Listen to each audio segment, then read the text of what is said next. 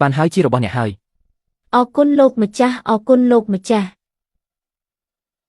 ខ្ញុំចង់ត្រឡប់ទៅផ្ទះវិញខ្ញុំចង់ត្រឡប់ទៅផ្ទះវិញមានអ្នកណាទៀតចង់ទិញប្រពន្ធទេ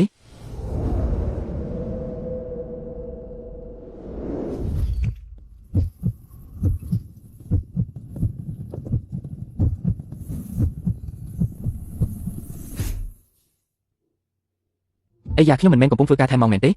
ស្រាប់តែឆ្លងភពមុខសម័យសង្គ្រាមគ្រួសារស្លាប់អស់នៅសល់តែខ្ញុំម្នាក់អ្វីថែមទាំងអត់មានអីសោះនេះវាអាក្រក់ពេកហើយចុះឈ្មោះនេះទៀតមិនដឹងដាក់ឈ្មោះអីបែរជាដាក់ឈ្មោះកន្លាតអាមេរិកឲ្យនេះមិនស្មើនឹងរូងភ្នំមនុស្សសម័យដើមផងបើមានអីហូបខ្លះ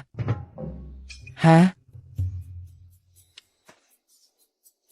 រាងកាយនេះដល់សម័យកាលណាហើយនៅរៀនទៀតមិនចម្លែកទេដែរក៏មានអង្គតែអត់មានលុយទៅមើលគេអ៊ូអរទៅពួកមន្ត្រីរបស់ហ្វាងស៊ឺមកលក់ប្រពន្ធគេទៀតហើយអាចាស់កាឲ្យចង់រកប្រពន្ធដែរឬមិនខ្លាចគេស្លាប់ទេនាងមាត់ដាច់ត្រូវការឲ្យឯងមកចេះដឹងទេ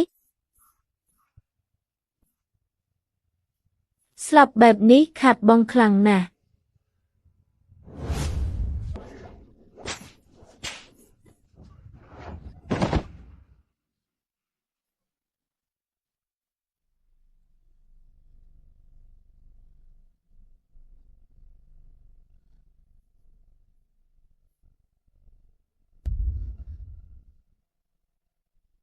នាងពិតជាគួរឲ្យអាណិតណាស់ស្អាតជាងឆាងហ្វាពួកយើងទៅទៀត